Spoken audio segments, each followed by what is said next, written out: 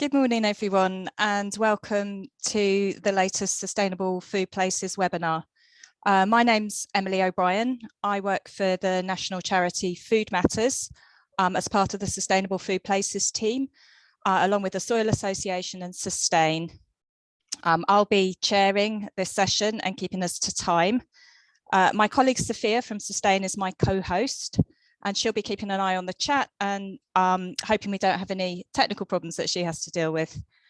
If you don't know us, Sustainable Food Places is a UK-wide network which brings together pioneering food partnerships from towns, cities, boroughs, districts and counties across the UK that are driving innovation and best practice on all aspects of healthy and sustainable food. So the format for this session, which is focused around the cost of living crisis, has very much been driven around the requests that we've been getting from our members on this topic. So we've got three aims in this session. First of all, we want to help food partnerships and others to respond as best they can to the current unprecedented cost of living crisis, which is already having a huge impact on people in the UK and is set to get much worse. So we've got our kind of expert update on that. To help you to have the best possible understanding of where we're at now and what's around the corner. A second aim of the session is to look at the key food partnership aim, which is around healthy and sustainable food. So good food, healthy, sustainable food, quite simply costs more to produce. Yet an answer, arguably, to the cost of living crisis is cheap food and even free food. So we'll be thinking today about how we reconcile these two seemingly opposite things. Good food, cheap food, where do we go? And then the third aim is for us at Sustainable Food Places to hear your concerns as food partnerships and others. It's particularly important food partnerships' voices are being heard at the moment, given the likely launch in mid-May of the white paper in response to the National Food Strategy. So we want to hear what you're saying through your questions. So a few practicals. We're going to be recording for those who can't be here. It's a webinar format, which means you can't see each other and can't participate as such. It's a sort of outward format, but I can see, I don't think you have this information, but I can see there's 162 participants currently. So clearly a lot of demand. You're very welcome to introduce yourself briefly in the chat, just with who you are and where you're from, because there's quite a lot of you. We won't do a full blurb, but it'd be good to see where people are from. And the most important thing I think to say is that we're going to hear from our four speakers, but please can you put questions for them in the Q&A, so not in the chat, but in the Q&A, and use that for questions. And then we'll come back to all the questions and put them to the panelists at the end. I hope that all makes sense. So our four speakers today are Isabel, Hughes and Shona Gowdy from the Food Foundation, Professor Corinna Hawkes from University of London, from City. We've got a local approach from Anna Root and Hilary Hamer from Whole Food Partnership, and also from Helen Starr-Keddle, my old colleague at Brighton and Hove Food Partnership. So one of the aims, as I said, is to arm you with the best information on the cost of living crisis. So I'm really delighted to welcome our first speakers, which is Isabel Hughes and Shona Gowdy from the always amazing Food Foundation. They're going to look at the current status of household food insecurity, food prices, and take a look at what's coming ahead. Isabel Hughes is the Policy Engagement Manager, and Shona Gowdy is a Policy Research Manager at the Food Foundation, which is a charity aiming to make healthy and sustainable diets affordable and accessible for everyone. And just a quick reminder to put your questions in the Q&A, please, so we can come to them at the end. And speakers, if you could start now, I will give you a 2-minute warning when we get to 10 minutes, if that's okay. Thanks. Thanks, Emily. Hi, everyone. So just get the slides up. There we go. So today I'm going to be talking a bit about some of the work we've been doing recently, tracking trends in food insecurity levels and food prices, and some of the drivers behind these trends that we're seeing. So since the start of the pandemic, we've been conducting nationally representative surveys to monitor levels of food insecurity in the UK.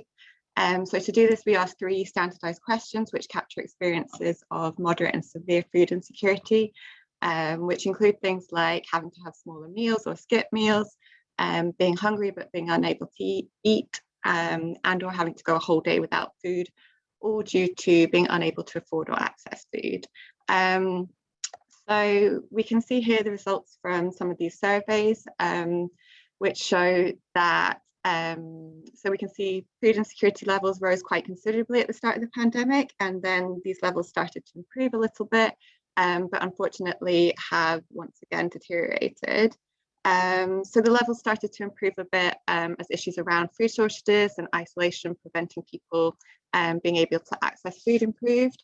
But now the sort of economic pressures are driving these levels to the highest they've been since the pandemic broke out.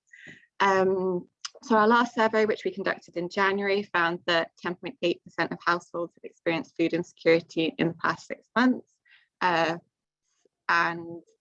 this affected an estimated 5.7 million adults and over 2.5 million children. Even looking over just a 1-month recall period alone in January, 1 million households, which is just under 4%, reported that they or someone in their household had not eaten for a whole day, which again, highest level since the start of the pandemic, and really indicates the scale and severity of the issue. Obviously, that was a few months ago now, and we know that since then the cost of living crisis has really escalated. And we're going to have new data coming out in the next couple of weeks, which is going to show how the cost of living crisis has been impacting on household food insecurity over the past few months. So one of the elements of the cost of living crisis that is making it increasingly difficult for many families to afford the food they need is that food prices have been rising quite considerably in recent months. So alongside our food insecurity tracking, we have also been tracking changes in food prices since the start of the pandemic, using government data on the Consumer Price Index. The most recent data shows that take-home retail prices for commonly purchased food and drink items have risen by 5.9% in the past 12 months. There are some limitations to this data. It's only based off quite a small number of items, and it doesn't necessarily reflect how the price of lower cost budget items have been affected, and so how this might be impacting on lower income households. But it does provide an overall indication of generally how prices are increasing quite substantially. There have been a number of reasons for these increases in food prices. So one of the big factors is fuel and gas shortages that occurred globally due to a rebound in demand after lows during the pandemic, which drove a huge increase in fuel prices. And gas is needed to produce fertilizer, and also gas factories produce CO2 as a byproduct. So there's also been shortages of both of them. And fuel and CO2 are used all the way along the food supply chain, from production to transport, to storage to cooking. And so these shortages and price increases of these inputs have had a major impact on the price of food. Another big factor has been that there's also been labour shortages in the food system, partially due to COVID spikes, increasing absence rates, as well as there being less migrant workers due to COVID restrictions and Brexit. And then higher wages have been needed to secure the labour that's needed. And again, this drives up the food prices. On top of all of this, the invasion of Ukraine in recent weeks has exacerbated food price issues. So Ukraine produces approximately 12% of total calories traded globally, particularly sunflower oil and wheat. And so the war has resulted in substantial disruption to production and trade, having a global impact, which then has a knock-on impact here in the UK. There's also been sanctions on Russia, which has greatly increased fuel prices, on top of the huge increases we were already seeing. And Russia is also a really large exporter of nitrogen fertilizers. So the prices of these have been driven up even further. Another global issue affecting food prices in recent years has been climate change, which causes disruption to harvests and then results in food shortages, which once again is another factor which is driving up the prices. So I'm going to hand over to Isabel now. Hi everyone, love to see you all. I'm going to talk a little bit, thanks very much Shona there for outlining the trends that we're seeing at Food Foundation in terms of food insecurity levels and food prices. And I'm now just going to talk a little bit about the wider cost of living crisis and how that's impacting on people. So as I'm sure you're all very aware, rising food prices are not the only aspect of the cost of living crisis that's making it difficult for people to afford food. So overall inflation is rising very rapidly, and the cost of many other items are also higher, particularly energy. The energy price cap increased quite dramatically by just over 50% at the start of this month, which will increase the average cost for households by just under £700 this year. And we're expecting to see another potential increase of the energy price cap again in the autumn. Household incomes have also been hit quite severely over the past few months. So we've seen the removal of the £20 uplift to universal credit for those on benefits, and tax rises such as the recent increase to national insurance. And as we all know, the ability to afford food is kind of impacted by that overall available budget for households. And food is often a more flexible element of household budgets. So it's an area that people cut down on when their budgets are tight. Obviously this leads to families having to make difficult choices about what they're eating, and being unable to afford to eat well, or perhaps unable to afford to heat their homes, which has a devastating impact on their health, both physically, from having to rely on cheaper, less nutritious foods, but also mentally from the stress of not being able to provide for their families. So in that nationally representative survey that Shona was referring to that we did back in January, we were already seeing that 16% of households at that time had to cut back on the quantity or quality of the food that they were purchasing in order to be able to afford other household essentials. And we're expecting our upcoming survey to show that even more families are now struggling as the cost of living crisis starts to bite on families a bit harder. Increases in wages and benefits haven't kept up with the increases in the price of food and fuel and other elements of household budgets. On top of the £20 cut to universal credit, for example, benefits levels have been uprated by just 3.1% this month, which is far below the overall rate of inflation, which is currently sitting at 7%. So people simply don't have money that they need to buy food. People were struggling before. As Shona's data showed, food insecurity levels were already very high before the current cost of living crisis, and incomes are now having to stretch even further. So looking ahead, all predictions are that inflation is going to continue to rise, including on both food and fuel. If incomes continue to fail to match that inflation, and we see continuing rising food prices, significant pressure on other categories of household spending, all the indications are that this will exacerbate the pressure on families in the coming months and exacerbate the already really worrying levels of dietary inequality that we're seeing. We know that food prices already don't take into account the true cost of food. So what we're absolutely not advocating for here is making food prices cheaper. Instead, we need to ensure that families have sufficient income to afford the food that they need, for a food that is both sufficient in quantity, but also in quality, and provides the levels of nutrition that they need to protect their health, and food that also protects the health of the planet.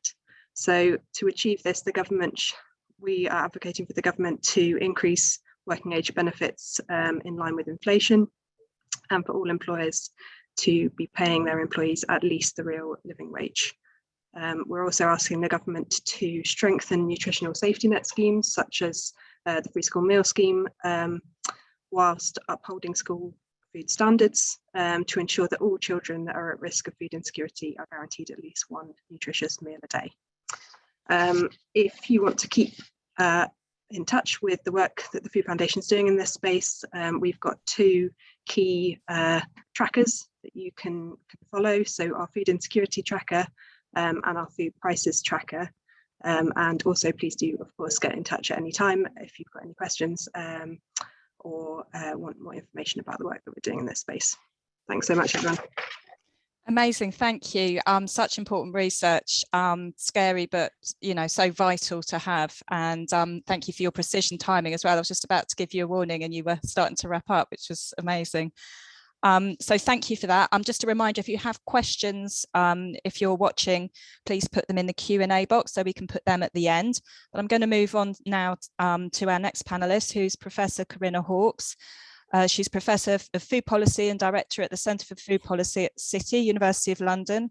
She teaches about the role of public policy in managing the tensions in the food system, on the Centre's Masters in Food Policy, and works internationally on advancing policies to advance better diets for all worldwide. So she's the perfect person to talk about our tensions between cheap food, good food, healthy and sustainable, and food poverty. So over to you, Corinna. Thank you. Thank you very much. Good day to everyone. And thanks so much to you for organising this webinar on this really critical topic, which is important in the UK, but it's also important in many other countries around the world. And what I want to do in the next few minutes is to lay out why on earth it is that we have this food system that is so dysfunctional, that it gives rise to that terrible food insecurity we've just been hearing about, while also being excessive in its production of surplus, waste and obesity, is unsustainable and unhealthy.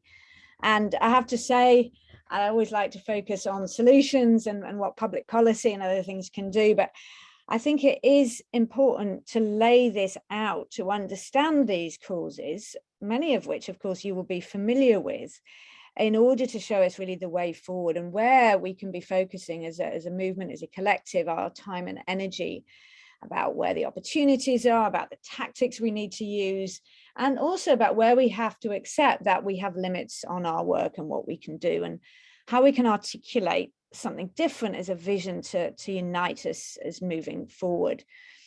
So why is our food system unsustainable, unhealthy, inequitable and excessive is my title, but I hope to leave you with a sense of opportunity about moving forward. So on the next slide, this shows a vision of a system that really looks very, very different to what we have now, which comes from a diagram I put together with a publication with Kelly's Parsons. And it shows a system in which nutritious foods that are health promoting are at the absolute core of the system, at the core of production, distribution, marketing, retailing, and that they are produced by methods and processes that sustain nature from a private and public sector that creates jobs, value and prosperity, shared with the workforce and local and national economies. In other words, a system in which these tensions between these issues of the different issues at hand are managed, and a system which produces positive outcomes across the board. But of course, we don't have this system now. Why not? In the next slide, I sum this up in 5 words: calories, cash, competition, consumers, and capitalism. So first of all, why is this system environmentally unsustainable? Because historically, there has been a relentless drive to produce more calories by making food production more productive. In other words, to produce more calories per unit of land, labor, seeds, etc., with the goal of feeding the world. And on the next slide, I just show that this has been successful beyond measure. This is a slide from Professor Tim Benton that shows that the greater availability of food, the larger yields has led to a greater availability of food, and it's also lowered its prices. But as was pointed out back in the 1980s, initially by the Commission on Sustainable Development, this approach has undermined the future basis of food production. This is well known to all of us, not least around climate change. So going back to the next slide again, why is it, that's about environmental sustainability, well known to you all. Why is it unhealthy? Why does the system produce foods that, yes, do provide calories in spades, but harm our bodies, that do little, if anything, to promote healthy children and healthy people? That's where the cash bit becomes so important, because in our current economic model, nations and businesses face the imperative to grow and create wealth for themselves. And while there's many different ways to do that, one way that has been historically important has been to take the cheap ingredients produced by food production, and which are generally staple and oil crops, and increase their productivity in terms of the value that they create for nations or for businesses. And the way that they've done that is to refine and fractionate these crops to produce more than one product per crop, such as starches, oil, sweeteners, animal feed from one crop, because they represent different value streams. So you can create value from 5 products from just one crop. And then to source the cheapest ingredients they can find and recombine them into foods that people are willing to pay for because they're extremely convenient and palatable, such as slicing potatoes, adding salt, flavors, and a package and a brand to make crisps. In other words, the phenomena of ultra processed foods. And when you think about the difference in price of a potato and a bag of crisps, it's easy to see why this has been a brilliant strategy to create wealth by companies. Real genius. But given that there's been this focus on making food cheaper, why do we see this inequity, this food insecurity that we've just been hearing about? Why are there so many people who can't afford enough food to sustain them? Well, the irony is that this is in part because of the drive for low prices. Because what companies are essentially doing, what nations are actually doing in order to drive is to compete in order to keep prices low, to outcompete one another in order to gain a greater market share. So this could be the UK trying to outcompete other countries in export markets, or a supermarket selling foods at lower price for another. Because being competitive is at the core of the growth and wealth creation process in the modern economy, based on the idea that when they're competing, businesses and nations will become more efficient in the allocation of so-called scarce resources in the terms of an economist, thereby more productive, and therefore create wealth while also reducing the price of foods, thereby serving what is termed consumer welfare in economics, more foods at lower prices. To do so requires them to cut costs out of the system. And I've shown that already that this has been done very well for ingredients. But of course, the other cost is the cost of labor. So the imperative is always to keep wages low, as we're now seeing despite increases in inflation, and to replace human labor with technology. So this downward pressure means that unless there are the sufficient safety nets that Isabel has just pointed out, people are always going to be kept poor. So ironically, the billions of people globally who work in the food system are going to be poor because of the drive to keep prices low. And of course, this goes way beyond the food system. It's labor market dynamics that creates poverty across the economy. So however cheap food is, we're going to see food insecurity. It can never be cheap enough. Making it cheaper is not the answer. But given this, why then do we have this excessiveness in the food system, a food system that produces excess and waste? This comes down to the consumer-driven nature of the food system. And I'm using the word consumers here, not because it's consumers' fault and consumers are to blame, but because businesses are continually competing for consumers so that they buy their products. And that means using their price point as competition, as I've already mentioned, but also working as hard as possible to get them to buy their stuff by producing, always making sure that this product's on the shelf, which was a phenomenon that was in the case, and using just-in-time delivery until very recently, and many different forms of marketing, advertising, and promotion. This creates a culture of consumption, of calories and waste, and it defines us as consumers, as shoppers, who simply have a single identity, who we want cheap food and we like it, rather than understanding the full realities of people's lives that drive the difficult decisions about what to buy and eat. And of course, cutting across this is the final C, which is capitalism, or rather the modern interpretation of capitalism, and the economic model on which modern day capitalism is based, which is driven by this idea that consumer welfare measured by lower prices and preferences, and economic growth is enhanced by economic efficiency, which is maximized by markets working freely and competitively. Why do I focus on these fundamentally sort of big picture issues about the fundamentals of our economy? On the next slide, I show that this is because it can indicate about the way forward in a big picture sense about where to focus our time and energy to create a food system which is sustainable while also tackling the longer term issue, the long-term but escalating crisis of food insecurity. So in the longer term, it points out that if we're really going to address this tension, we need to change the fundamentals that have shaped our food system for so long. The imperative of creating a new food economy at the bottom there, of creating new ways of managing the economics of food systems, but not treating, in so doing, treating people as consumers, but as John Alexander, Food Ethic Council and others point out so frequently, of not thinking about people as consumers, but as citizens. Given that people have multiple identities and complex needs. It means that— sorry to interrupt you, just to let you know you've got your 2-minute warning. Thanks. Fantastic.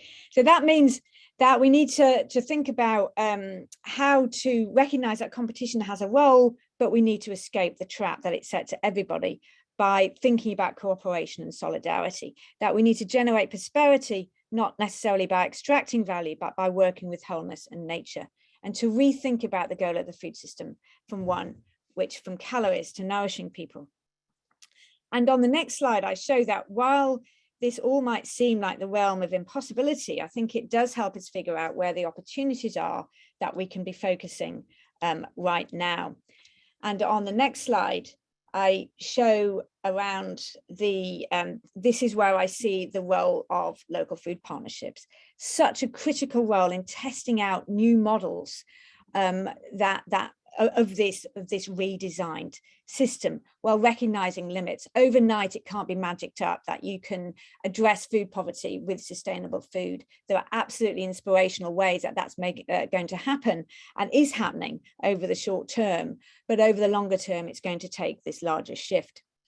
And on the next slide, I illustrate the critical role of food policy.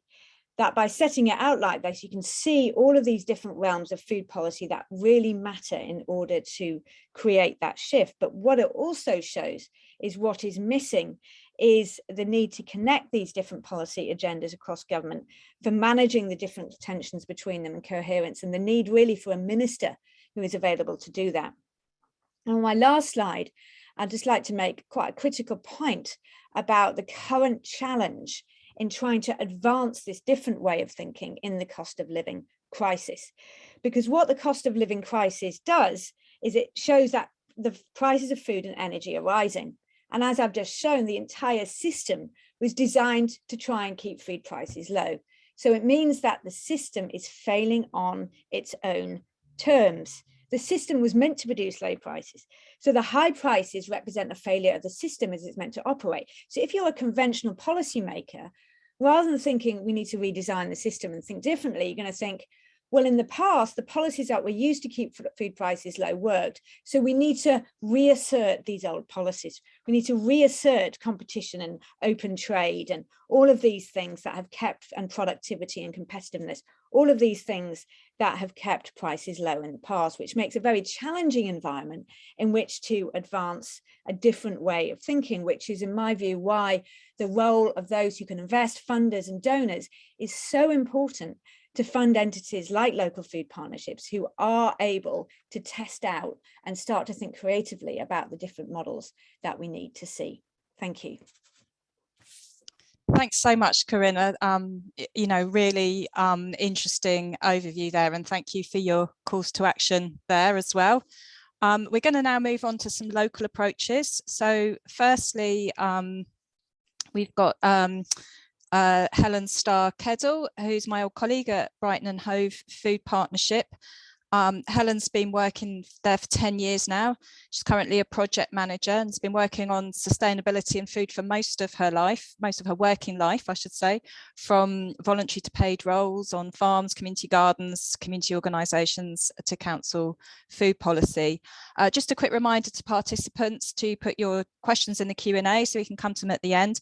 If they're specifically for Helen, it would help if you could flag that, because she does have to leave at 11, so it's going to be quite tight when we get to the Q&A. Thanks. Over to you, Helen. Thanks, Emily. I'm just having a little tech problem here. My slideshow won't start. Oh, here we go. Hello. Lucky. Brilliant. Perfect. Thanks, Emily. Hi. Yes, my name is Helen Starkheddle, and I work for Brighton Hove Food Partnership as a project manager supporting our city's response to food insecurity. And I also work for Brighton and Hove City Council as a food policy coordinator, concentrating on emergency food. I was seconded from the Food Partnership to the council partway through the pandemic in response to a growing need to have dedicated council time to work on food strategy. And this arrangement has now been extended for another year. I complement a lady called Angela, who also works on food policy, but concentrates on longer term food system transformation, whilst I deal with emergency food issues as they arise, which tends to happen a lot. This helps Angela put dedicated time into the longer term approach without getting sucked into the shorter term issues. So we've been working on food strategy in Brighton and Hove for quite a while now. We've been working on food poverty on our food poverty action plan, which was originally developed by 2015. And we renewed our food strategy in 2018. In 2018, the issue of food poverty was one of our biggest concerns, but we totally underestimated how big it was going to be. So as well as having a food poverty section of our strategy, as part of the consultation writing process, we also went through the whole strategy with our food poverty goggles on, looking at ways that actions could help prevent poverty and or where there was a risk of widening inequalities in all the other sections of the strategy. We also did a series of focus groups with people experiencing poverty that covered all sorts of issues, so fed into the whole strategy.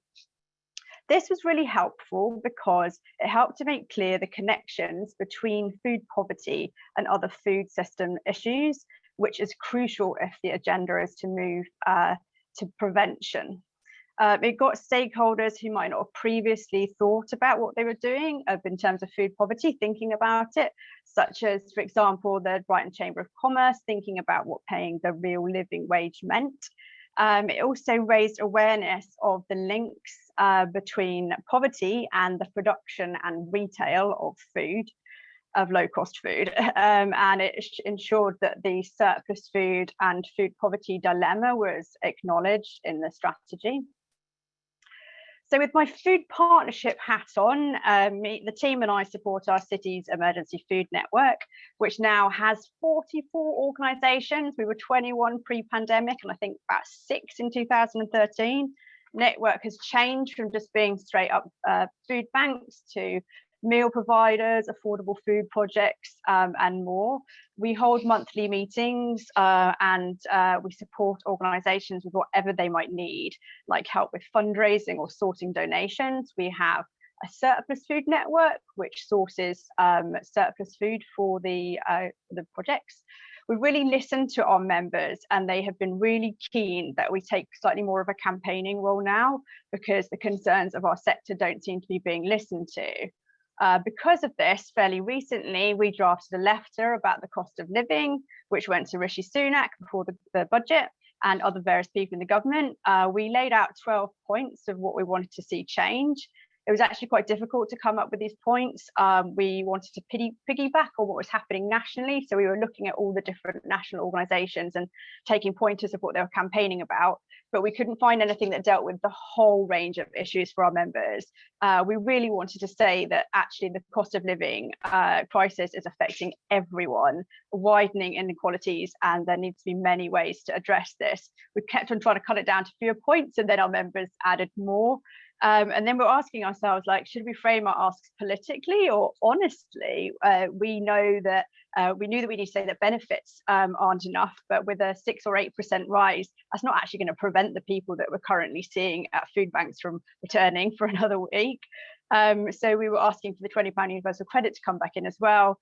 We added things like the minimum wage for young people to be increased, increase the uptake of pension credit, removed the no recourse to public funds rule. I'm really happy to share the link of our letter if anyone's interested. The letter was really well received by our members, our MPs and our local councillors. I think it's really important to give everyone a voice and a nice way for people to work together. I think that's especially important right now because there's a kind of relentless grind for everyone, seeing this increase in poverty every day, and it's been wearing our volunteers down.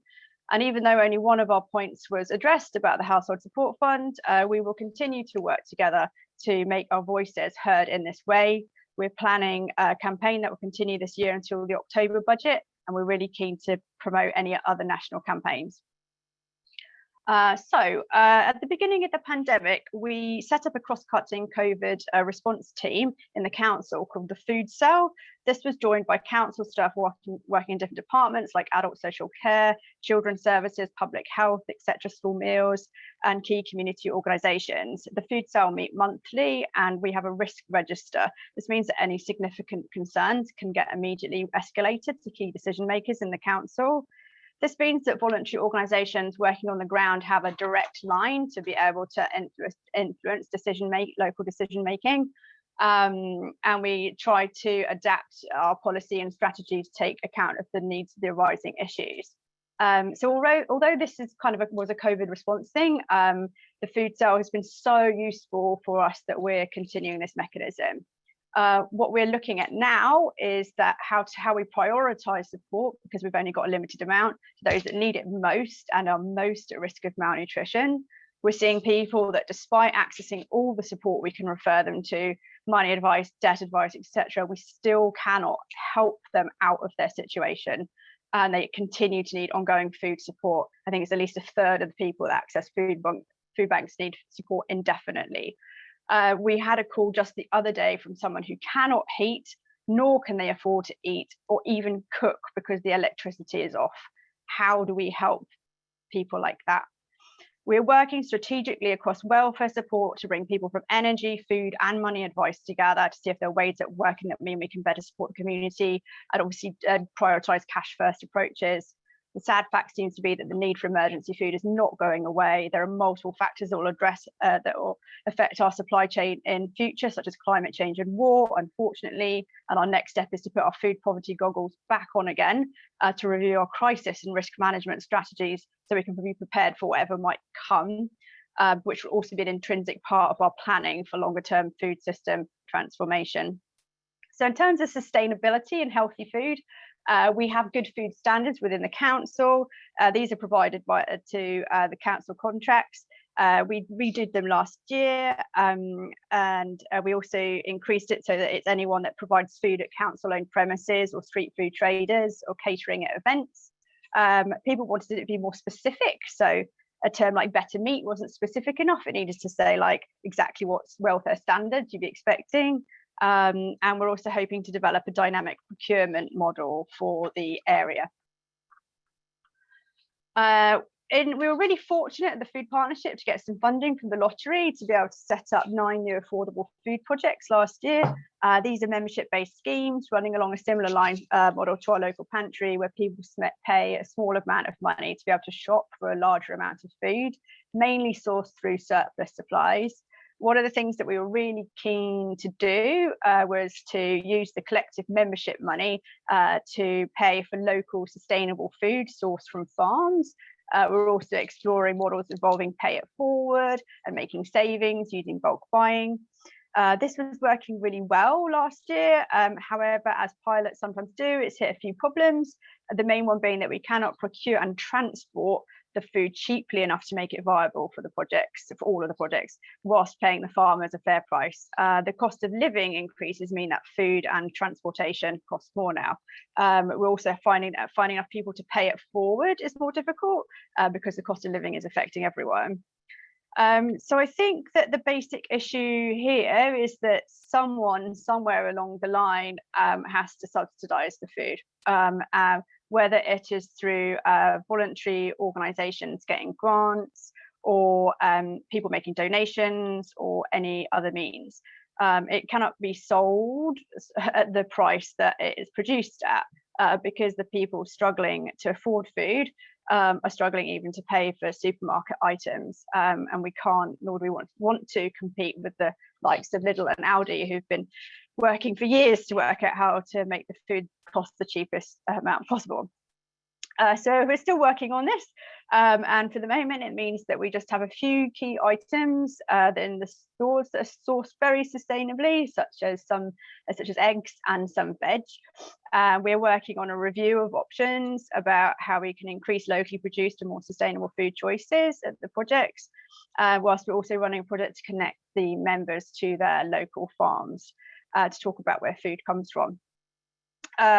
We're also working out how to increase the amount of land available locally for food growing, which can feed into these projects. Helen, sorry to interrupt you, just to give you a 2-minute warning, thanks. So I'm nearly finished.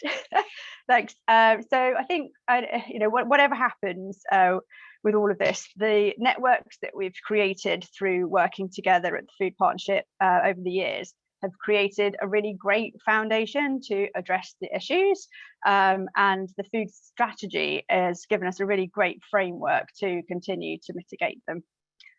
Got a couple of nice quotes which I'll show you.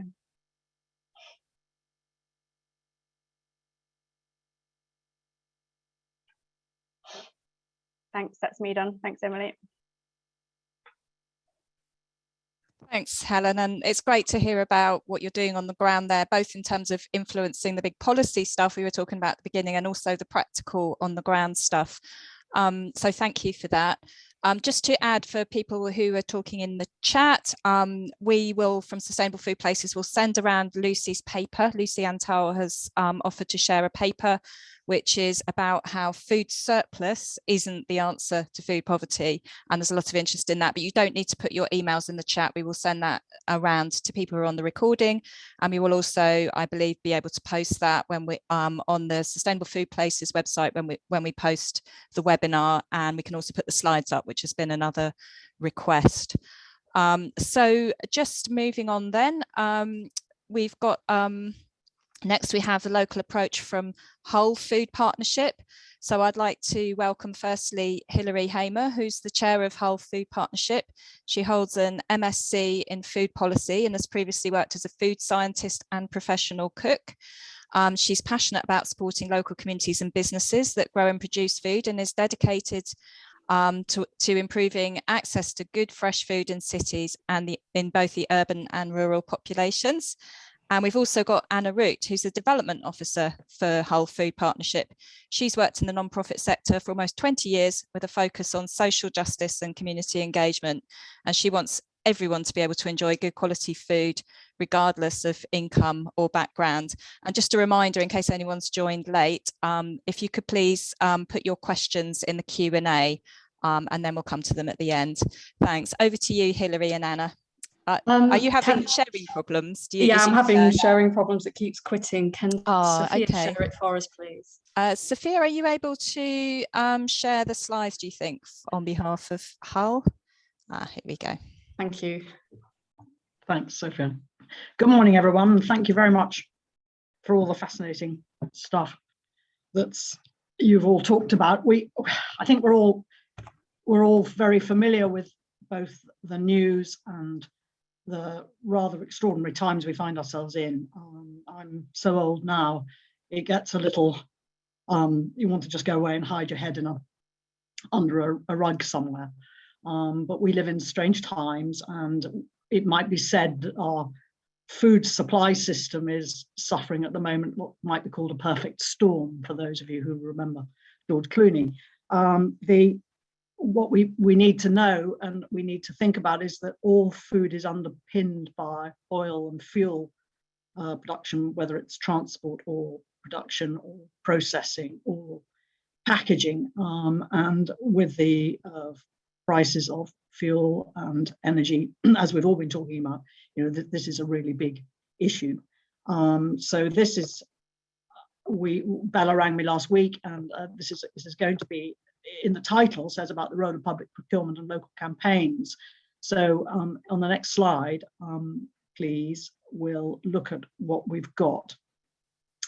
I'm going to talk for the next 2 or 3, 4 slides. No, just go back to the one before, thank you. And I'm going to just cover those first 2 points, the importance of procurement to secure good food in a budget. And then I'm going to talk quite intensely about the next point, which is our previous experience in Hull. Now, Hull, as some of you will know, and some of you know me well. Hello, everyone who does, and have been so helpful in these last many years that we've done this. It's nice to see you all here. Will know that Hull is a northern, fairly gritty city. I've been here 40 odd years, and we've suffered from losing our fishing industry, a huge amount of European money that was pumped in. We've had the City of Culture, which was a great success recently, but Hull has had to rethink itself. It's always been, as I think many cities are, sort of packets of villages, east and west, were divided by rivers, both the Humber, of course, as an estuary, but also the River Hull, which is a tidal river. So we have almost a village mentality in some places, which means there are pockets, as again in other cities, of great poverty and deprivation, but also relative affluence and education, but also, of course, in the last few years, a much bigger and more diverse population, all of which feeds in, doesn't it, for our food supply system. So I'm going to talk just very briefly about our procurement systems. We're talking of state public procurement issues and rules, all of which I really don't know much about. We're going to concentrate for us in Hull on our schools budget, and we've got a hugely engaged Hull City Council schools catering team, and they provide us with feedback. Well, not recently, but with the last 2 years, it's been difficult for everybody. And I'm going to just briefly talk about that, and sort of I have got my timer on, Emily, so I am watching. The interesting thing I just wanted to make a point was that and all of us to reflect in the children, the students, our pupils, have had a very strange time these last 2 years as they've grown up. So the last 2 years of quite a lot of time in young people's lives. And I think that our dinner chefs in schools and the school themselves have to look at how young people are viewing food with having had the experience they've had in the last 2 years. And I think that is another very conflicting issue to throw into the mix. But we've in Hull enthusiastically supported the Soil Associated Food for Life. We actually came in 2016 with this and have support and continued support with a variety of different funders, including businesses, since then. It works alongside other cities, other services in the city, and a whole systems approach. And as you will know, those that are familiar with the Food for Life programme, we need to tackle childhood obesity and take that whole systems approach throughout the city.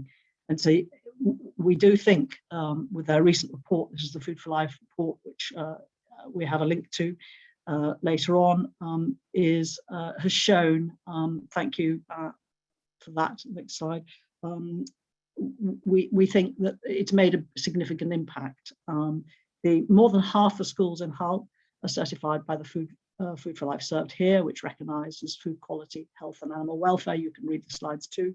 And the recent report, which is linked here, demonstrates the success of the programme with over 60 one-to-one training sessions supporting school staff to be food leaders that help pupils with making good food choices.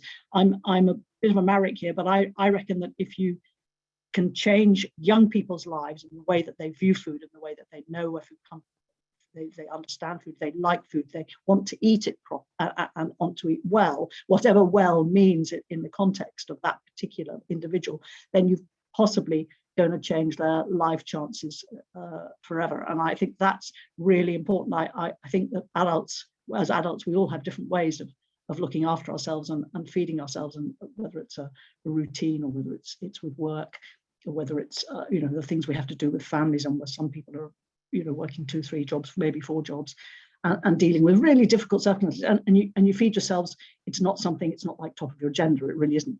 The cost to feed others, the nurturing, is at the top of our agenda, and as we all know, and the worry, as I think was alluded to in the Food Foundation's talk earlier, the worry that you can't feed your family, you can't provide for your family, you're cold, you're hungry.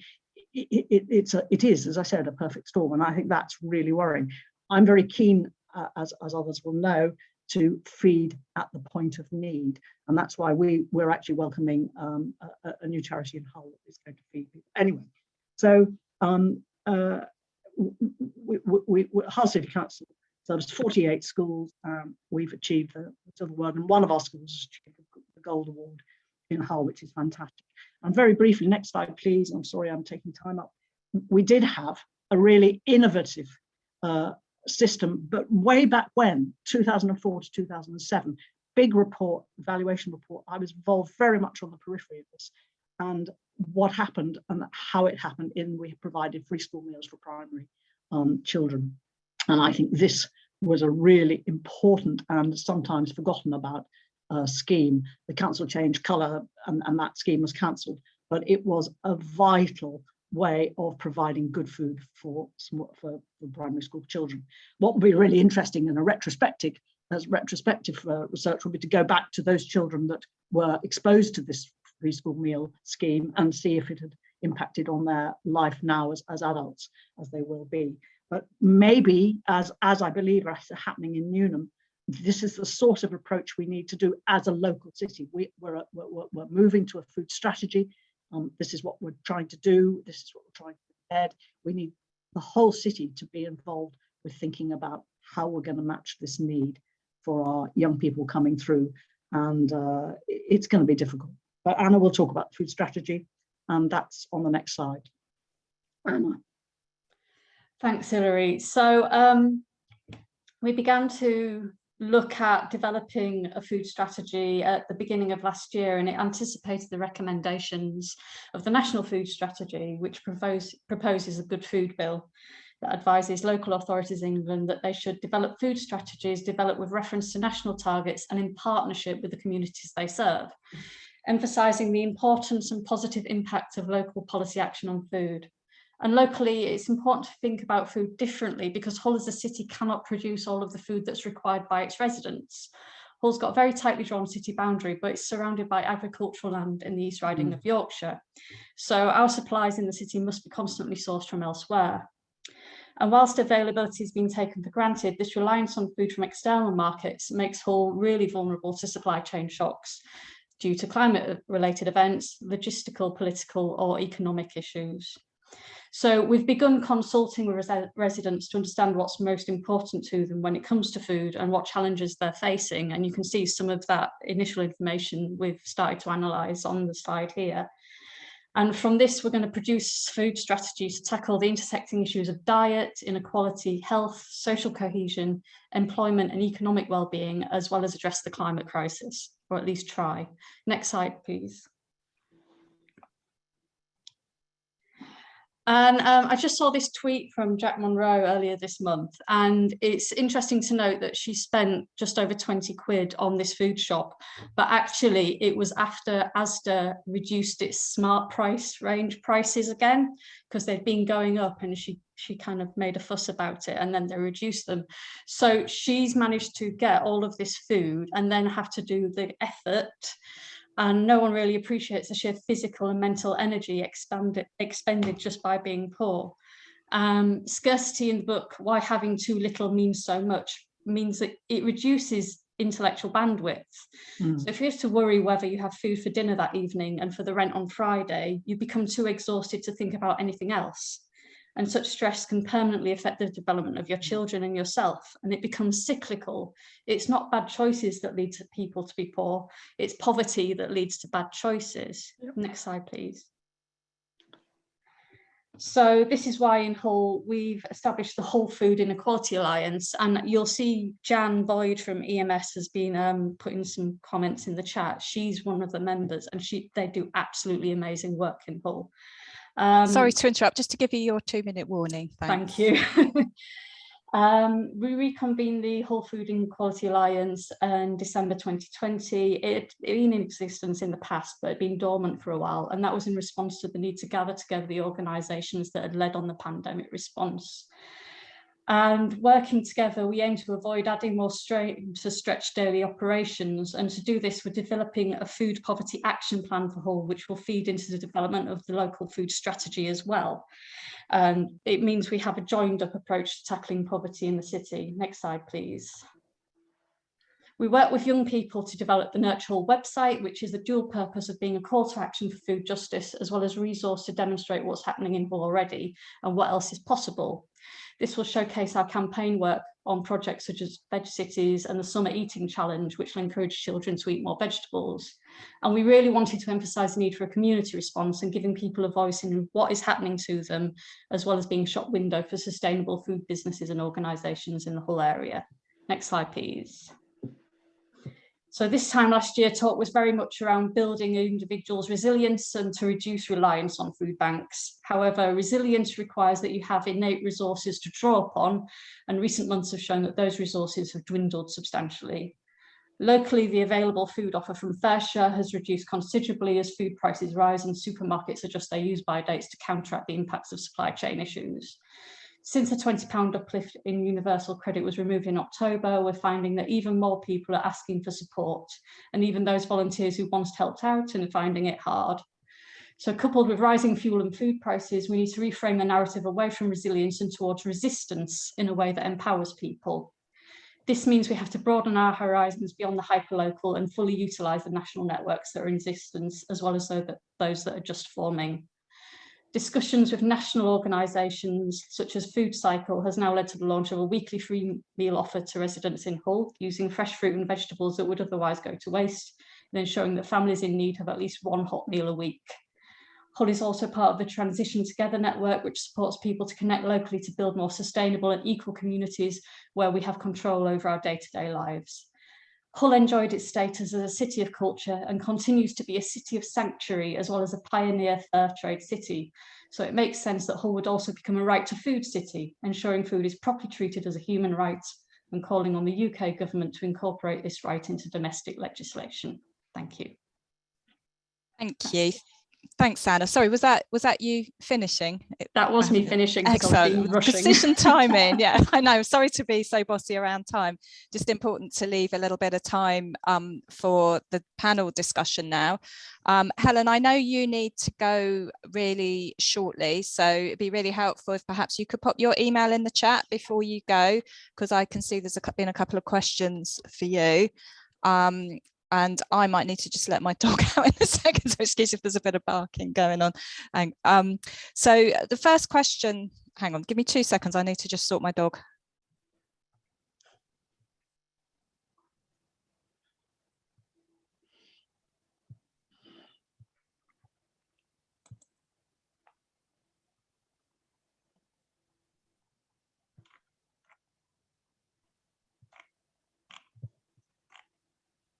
Sorry, excuse that. It's the joys of home working, isn't it? So Helen's put her email in the chat. What we're going to do now is put questions from the to the panel. The first one was, if Helen has time to answer it, and it'd be good if all the panelists, you could put your video back on so people can see you. Was a question about whether you could share some of the stuff you've done at the council around risk management, if that's possible to share at all, would be great. Do you want to? It will be, but it's not done yet. It's the very beginning of this journey. Basically, it was in a report that got approved on Thursday, I think, to review our risk management strategy. So I haven't actually seen them yet. So really happy to share them when I've seen them. Fantastic, and thank you for I do know you need to go, so just slip off when you need to. So we've got a number of really interesting questions that have come in, and really, I have to say, really fascinating and inspirational discussions, and great to hear there from Hull, you know, about how you're combining stuff around free school meals with supply chains in your local, you know, not necessarily together, but also together. So I wanted to just combine a couple of these questions here. So there was a question about specifically targeted at Corinna, but I think it could go to others, about circular regeneration. So something around how we deal with a circular approach. There's also a question from Sylvia de Souza, which is around the fact that we have this cheap food dilemma, which is a systemic thing, but can farmers and producers help us by liaising locally with communities, perhaps selling cheaper to us, including schools, and increase prices when selling to the processing industry? So is that something that we can look at? And there was another one on this kind of supply chain stuff. So Rachel has asked, can local food hubs solve the transport costs in order to sell local farmers' produce affordably?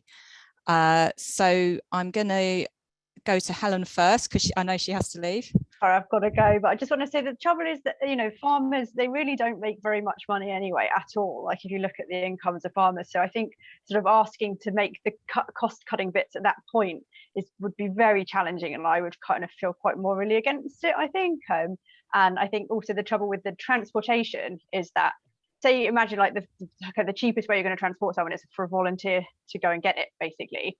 You still have to think about the cost of the petrol now, and then having to organise that volunteer, and that's going to take time as well. So I think there's some things we just have to recognise that like are a cost, and we do have to kind of address them in some way. And I'm going to head off. Thanks, Emily. Thanks, Helen, and thanks so much for your contribution there. Corinna, did you want to come in, because one part of the question was specifically addressed to you? Sure, yeah. I mean, I think the point is that Sylvia makes, that it is the modern economic system which is sort of the thing that really underpins all of these difficult dynamics that the inspirational stories we've just heard from the local food partnerships are trying to address. But as was pointed out, it requires a fix of the system, such as subsidising food and other kinds of interventions to fix the flaws that are created by the economic system. And that's always been the case. It's always been the case as long as economic models have existed, which is why the point about policy and public policy really needing to recognise that, and to say that the system doesn't work in the way that the ideal neoclassical economics believe it to work, and policy and intervention is needed in order to make sure that people who experience vulnerabilities in society and disadvantaged are properly cared for. And of course, that's a different sort of political philosophy to the one that we have at the moment. So in the meantime, what can be done, mentioned about subsidies and so on, in terms of the direct connection with farmers, the issue there is just been raised about that farmers aren't paid enough anyway and so on. But are the kind of food hub type of models in which the cooperative model can be advanced? Because if farmers are selling direct to consumers, the added costs that are being added by the middle person or the supermarkets or whatever isn't there. So you can actually save some costs through that. So I think these direct forms of marketing are really important to look for from an alternative economic model. Just briefly to reflect on the point that the term that I used about circular regeneration, which was this kind of a emerging of a term because of this increasing interest globally on the idea of a circular economy, which is fundamentally about trying to stop an economy being extractive, which is what it is now, to regenerative. And there's lots of really interesting conversations going on about circular economy, donut economies, Kate Rawlings, and other types of solidarity economies, all of these different types of economic models that local food is ideally placed to start to think through about what these look like in context, and already are being focused on and leveraged to affect change. Thank you. Thanks, Corinna. Do any of the other panelists want to come in on that, or shall I move on to a question about school meals? Okay, I'm going to move on to a question about school meals, although obviously you can bring in that big question as part of the continuing discussion. So Lucy's asked, what is the feasibility of having free school meals for all, irrespective of household income? So there's no stigma and there's a true levelling up of education and life chances because all children have had a good meal at least once a day. So that's the question from Lucy, and I just wanted to combine that with an earlier question which was specifically aimed at the Food Foundation, which I have now lost. Sorry, there's so many good questions. What changed to, this is Jess from City Catering Southampton. What changed to the free school meal eligibility and schemes are the Food Foundation recommending in order to balance out the impact? Is there a sense of government agreement with this move as part of a national food strategy? As a school meal provider and charity, food costs are hitting us hard and change is really needed to protect quality food in schools UK-wide. Who would like to answer on that? Shall I jump in first, and then maybe others will have comments on this as well? I think the first question was about the desirability of universal free school meals. I think we'd all agree that it'd be very desirable to see free school meals extended and provided on a universal basis. How feasible that is within the current political climate is a very different question.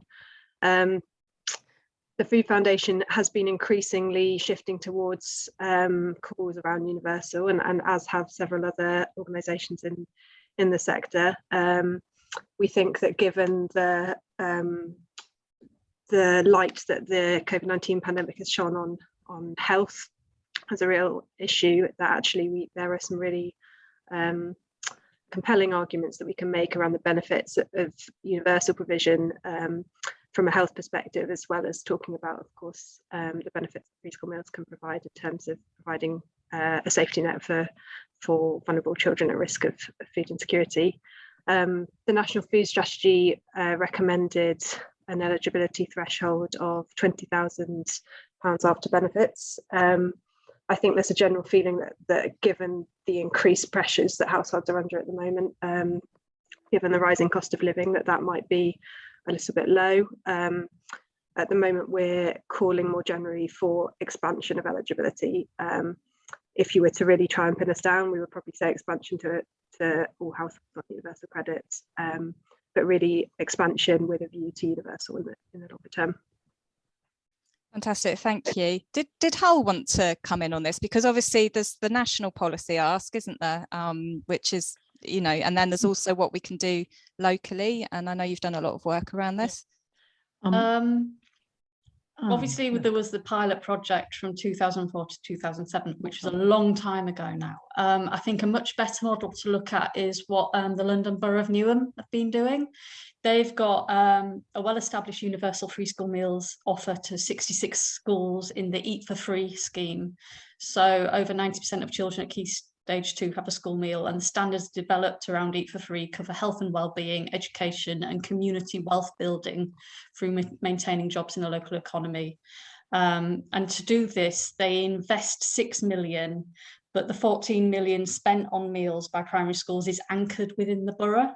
So it demonstrates a positive financial benefit for local businesses and residents. And I think that's what you need to do, is you need to make we know that attainment and health and well-being goes up when there's universal free school meal provision, because it was studied in Hull. But I think you need to make the economic argument, and without the economic argument, nobody's going to support it. So it is about making that strong, solid, this is good for the local economy argument as well.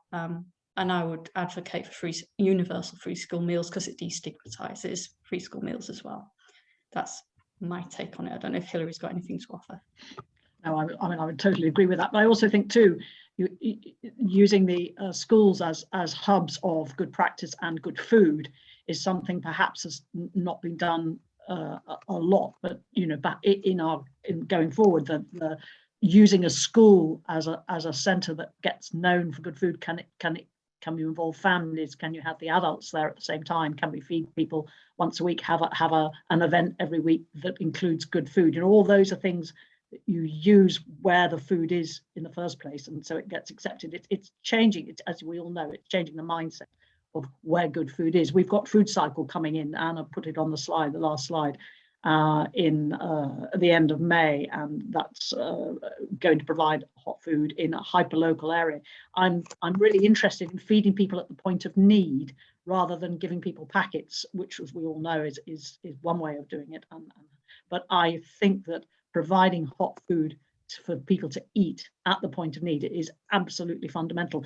I was keen to see, just briefly, that the British restaurant idea there's been a book written about it by a professor from Liverpool Hope University. We were tagged actually in a tweet a couple of days ago by one of our local MPs.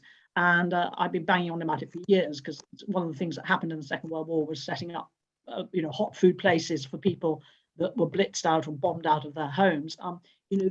Henry Dimbleby used to run Leon. He knows about restaurants.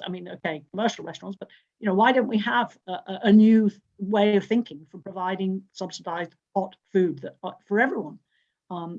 Yes, I would welcome universal school for meals. Of course I would. I've seen it happen in Hull. It's dramatic. But will it happen, as everyone said, in the current economic crisis? I don't think the state's going to step in. I really don't. So that's my view. Thank you. Is there anyone else on that, or can we move on to supermarkets? Okay, so I was pleased to see a couple of questions relating to supermarkets here. I think, given where we've come from in this discussion, around the kind of tension between good food, healthy, sustainable food, and the need for cheap food, cheap, free food. Obviously, supermarkets are where, in reality, no matter what we do around the edges or through procurement, actually most people buy most of their food in supermarkets. So there's two questions, and I'd also just add to it, if you could perhaps think about that, my own question, as it were, abuse my chair's rights to say, what about supermarkets then in this? What's their role? So the first question is, oh, hang on, I've just moved away from it. Got excited about supermarkets. So firstly from Caroline, hi, I'm interested to know whether / how the supermarkets are engaging in the food strategy in Hull or elsewhere. And then the second question was for Anna or anyone who wants to come in, interested to hear more about why supermarkets adjust their use-by dates. Is this good or bad in this context? And I think it's probably worth just reflecting that in the chat, which I'm afraid those who are watching the recording can't see, but it's been a lot of discussion about surplus food and the role of, kind of waste produced by our system going to feed people in need, and the kind of ethics around that. So supermarkets, who would like to come in on that? Briefly, I'll just talk. Yes, I think we haven't, but we're involved with big food producers. But if you don't engage them, then how can you change the system? Can I just answer to the question about the use by dates that Helen's put up? There's the environmental health as used by and best before. They mean different things. Use by is usually for foods that will deteriorate and provide health problems after their use by dates, but the food producers usually patch in some leeway for that. Is this good or bad in this context? Well, depends what the environmental health people say. I'm not convinced, but best before is the quality and safety of the food. The quality and of the food is it's still safe, but it continues to deteriorate in terms of color and flavor. There's a difference there. So I'll shut up. Thank you. Perhaps Isabel and Shona, would you like to come in from the Food Foundation on these? Yeah, sure. So we do quite a lot of work with the supermarkets through our project Plating Up Progress, which assesses food businesses on an annual basis against a series of metrics on their progress towards healthy and sustainable diets. And I would say that of all the sectors in the food system that we look at, retailers show the most progress. Not to say that they're there yet, but we get good engagement with most of the supermarkets through that project. We've also been working with the supermarkets recently, more specifically on the Healthy Start scheme, and trying to encourage supermarkets to add value to Healthy Start vouchers. There are various technical reasons why some of them are now struggling to do that with following the digitization of the Healthy Start scheme, but we're continuing to try and alleviate those practical issues to enable that to continue. But there has been a comment in the chat that we would 100% agree with, that the best thing they could really do at the current time is to pay all their employers a real living wage, and that's certainly an ask we would endorse and that we push hard in our engagement with all the retailers. We have looked previously at the experiences of workers in the food system in terms of food insecurity and experiencing food insecurity themselves, and workers in the food system experience higher levels of food insecurity than the general population. So that would be the number one ask of supermarkets, I think, at the moment. Great. Did you want to come in on this, Corinna, or should we move on to the narrative of resistance? I mean, just to reinforce what's just been said, that the point around the nature of the economic system creating issues in labour markets which keep people in low pay is a really important dynamic in the system, in so many jobs in food systems. The challenge will be if you say we need to have higher wages, people will say, well, that means you can't have cheap food. And so it's kind of having the tactics and the messaging back to that, to say it doesn't matter how cheap his food is, it's never going to address this problem of poverty, and articulating that, I think, strategically and tactically is going to be really important, because that's their argument back. But I think we actually really need much more focus on how the food system actors have a responsibility to pay their people a wage that they can actually afford to eat healthily.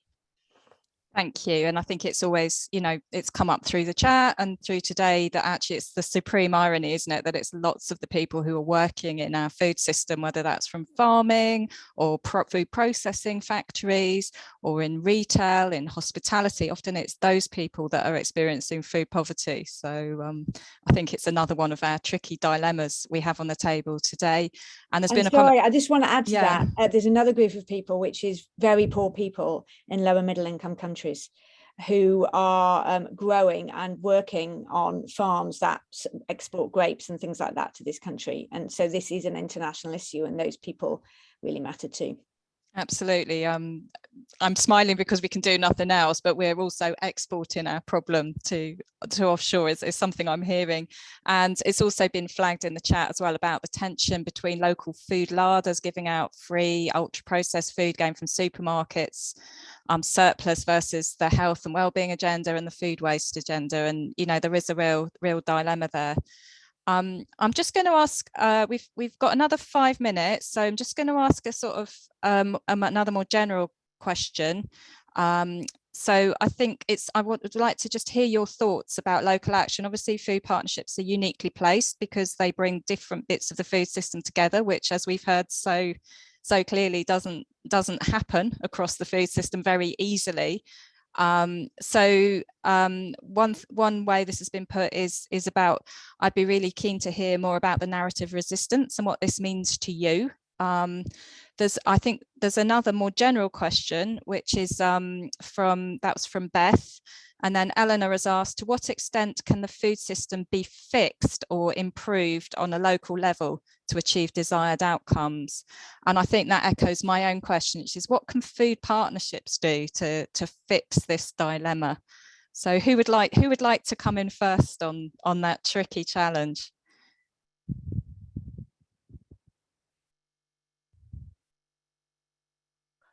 I think I'd like to vote Anna in on that one. I'd vote Anna as well. Go, Anna.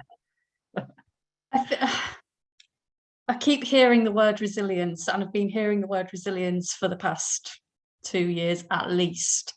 And people at the very bottom of the pile keep being told they need to be more resilient, and actually they've got nothing left to be resilient against. You know, it makes me quite angry, actually. So what knowledge is power, essentially. We need to empower people by showing them what happens within the food system. We've done a lot of work with young people over the past year or so, and they just do not understand what is going into the food that they eat, you know, high fat, sugar, salt foods.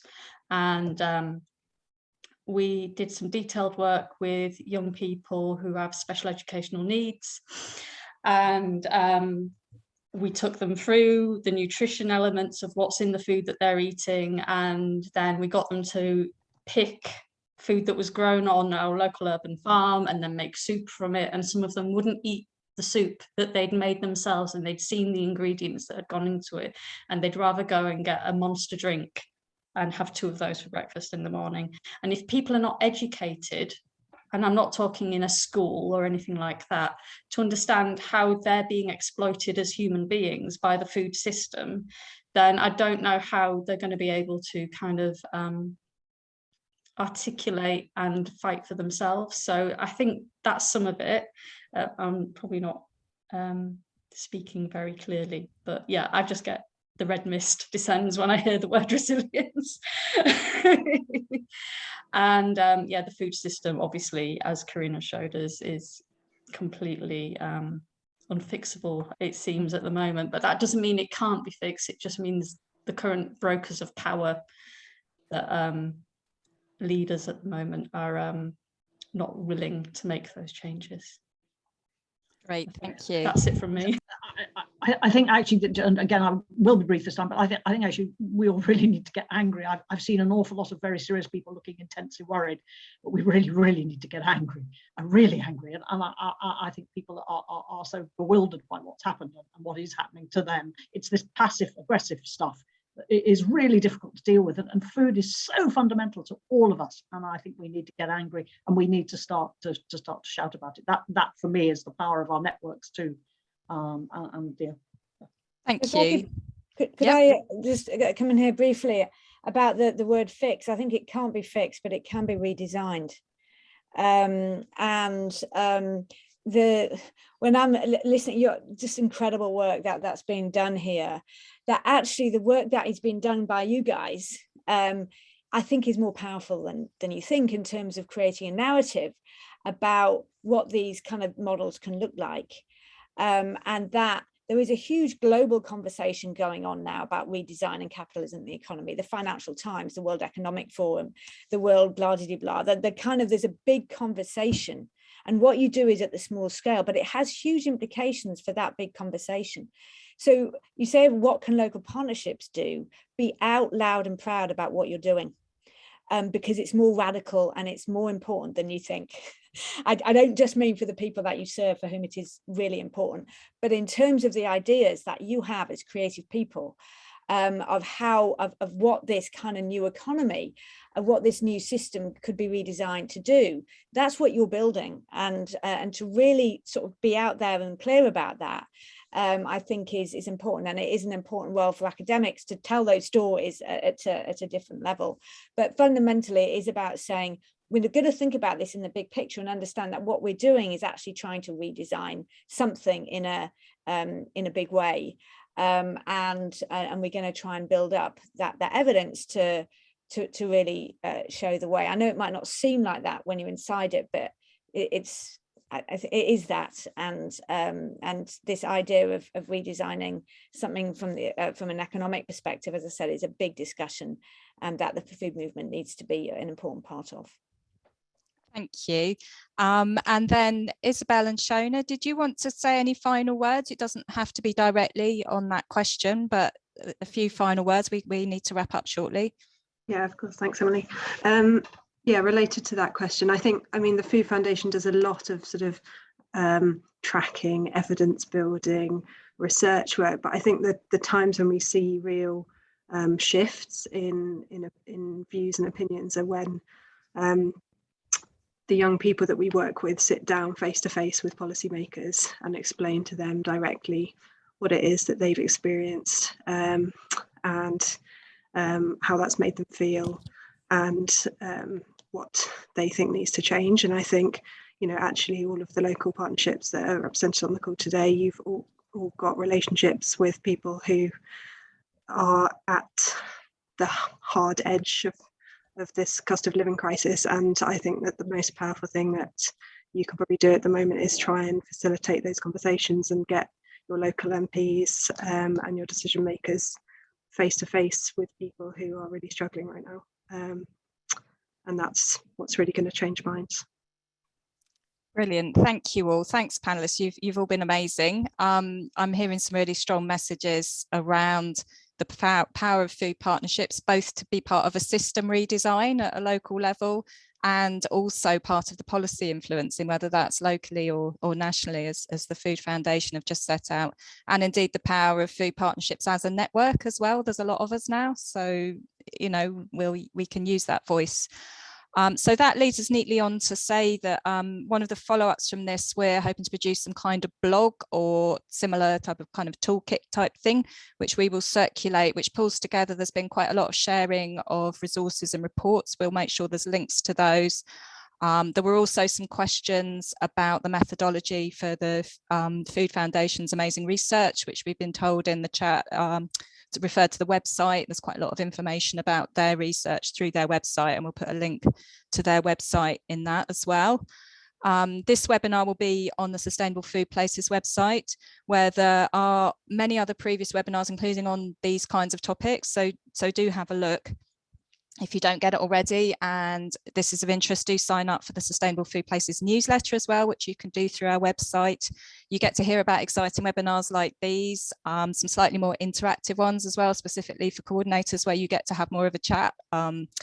And we will also, for instance, be scheduling a webinar or a chat on the National Food Strategy White Paper and what you will need to know around that as a food partnership when it comes out. And you can also sign up, if you're involved in a food partnership, to the email discussion list if you're not already on it, which is a chance to put some of these questions and share good practice, because obviously we are all stronger together. So I'd just like to say another thank you to everyone for your participation. Sorry to the questions that we didn't get to.